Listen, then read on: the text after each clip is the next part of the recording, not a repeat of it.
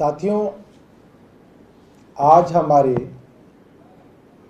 कई विधायक साथियों से बात हुई और कई कॉन्स्टिट्यूंसी में रहने वाले नागरिकों के फ़ोन आए। ग्रेटर कैलाश से फ़ोन आए, चितरंजन पार्क से फ़ोन आए और लोगों का ये कहना है कि अब ये बात तय है कि भाजपा के जो पार्षद हैं उनका टर्म खत्म होने वाला है। महज अब 10-15 दिन बचे हैं और एमसीडी के अंदर भी भाजपा की सरकार अब कुछ दिनों की मेहमान है। भाजपा का टर्म खत्म हो रहा है। तो जाते जाते भारतीय जनता पार्टी ने एक स्कीम बनाई है कि जिसका मकान है, जिसकी दुकान है, जिसका रेस्टोरेंट है, दिल्ली के अंदर सामान्यतः आप किसी भी फ्लैट को ले लें, किसी के मकान को ले लें, अगर एमसीडी चाहे तो उसके अंदर कई कमियां निकाल सकती है।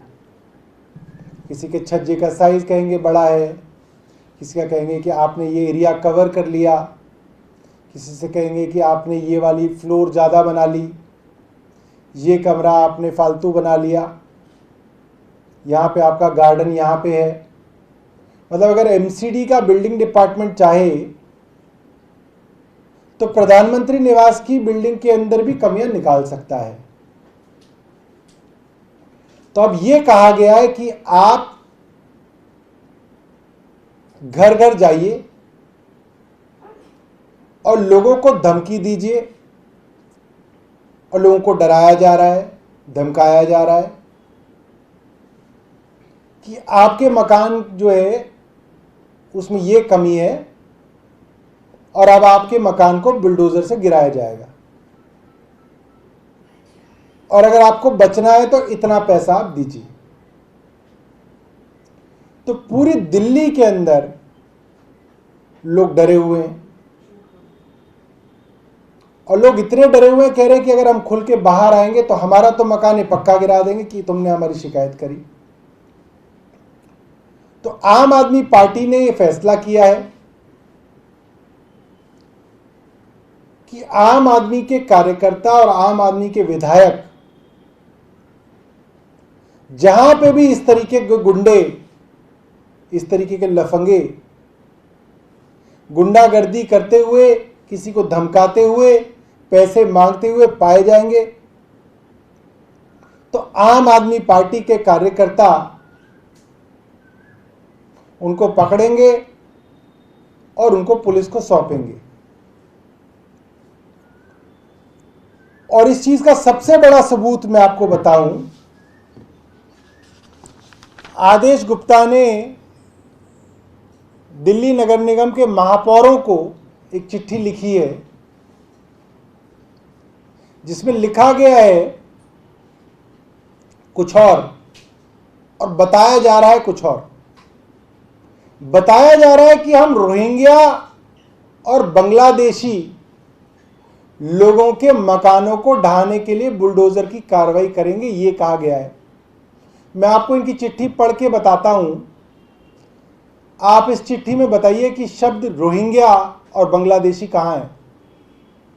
अतः इन असामाजिक तत्वों के द्वारा किए गए अवैध अतिक्रमण को चिन्हित कर उन पर बुलडोजर चलाया जाए एवं सख्त से सख्त कार्रवाई शीघ्र की जाए।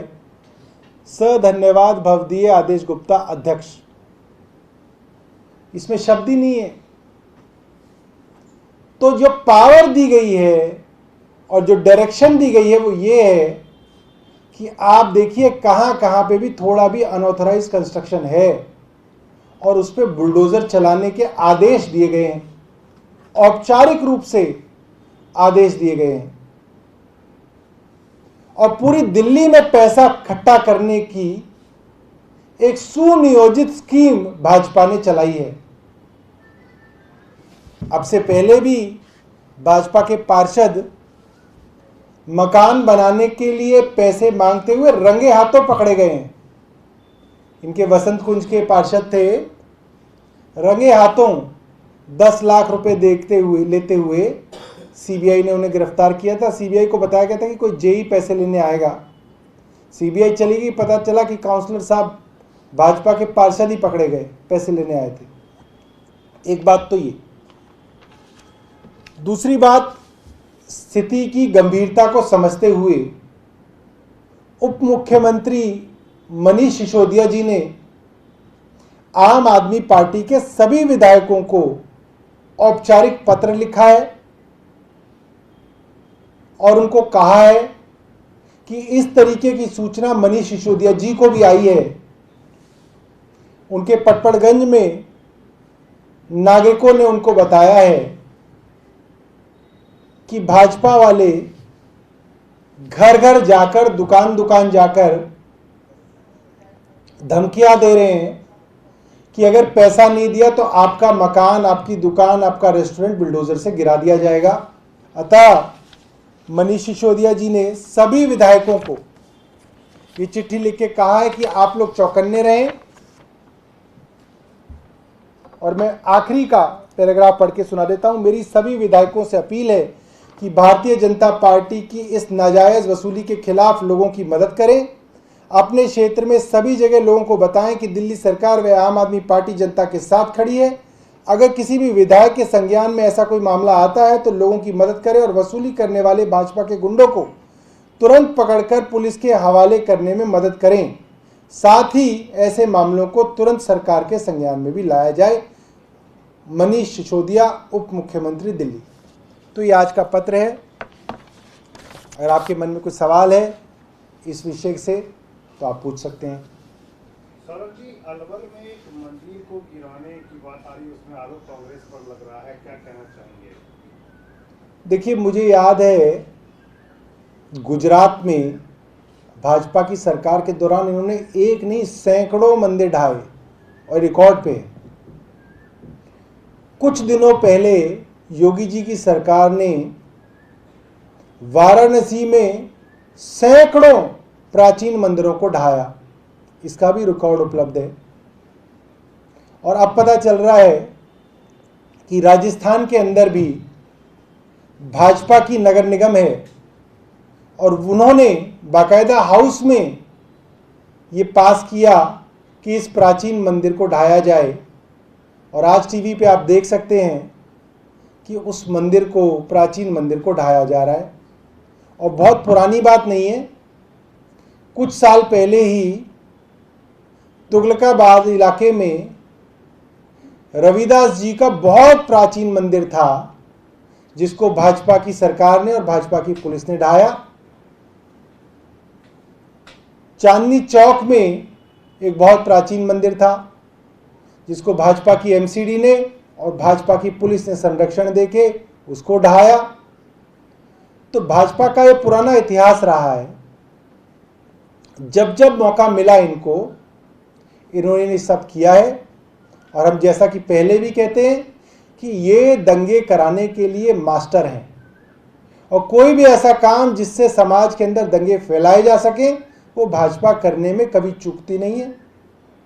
भाजपा के राज में पिछले कुछ सालों में करीब 3600 दंगे पूरे देश के अंदर कराए गए हैं।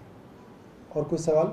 सौरभ जी, संसार के बारे में बार बार आरोप था कि वो आम आदमी पार्टी कार्यकर्ता था। अब उसकी कई तस्वीरें ऐसी आई पिछले नगर निगम चुनाव में, जहांगीरपुर से जो भाजपा की प्रत्याशी थी संगीता बजाज, उनके पूरे कैंपेन में चुनाव प्रचार करते दिखा। ऐसी कई तस्वीरें सामने आई हैं। देखिए, हम तो पहले ही कह रहे थे कि किसी भी क्राइम की इन्वेस्टिगेशन ऐसे शुरू की जाती है कि इस क्राइम का सबसे पहला फायदा किसको है। किसी का कत्ल होता है तो इन्वेस्टिगेशन में ये देखा जाता है कि इसका मर्डर का फायदा किसको है। देश में कहीं पे भी दंगा हो उसका फायदा सिर्फ और सिर्फ भाजपा को होता है, राजनीतिक लाभ भाजपा को होता है। तो कोई और पार्टी क्यों दंगे कराएगी? भाजपा ही कराएगी। भाजपा ही कोई फायदा, और भाजपा ही उसकी सबसे ज्यादा एडवर्टाइजमेंट करती है।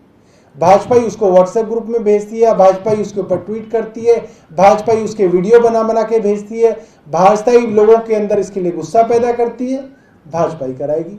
कोई और राजनीतिक दल क्यों कराएगा ऐसा कोई काम जिससे भाजपा को फायदा हो? भाजपा ही कराएगी। और कोई सवाल? Thank you. अरे ऐसे इस पे ले लीजिए ना। अरे तो बोल तो दिया हमने।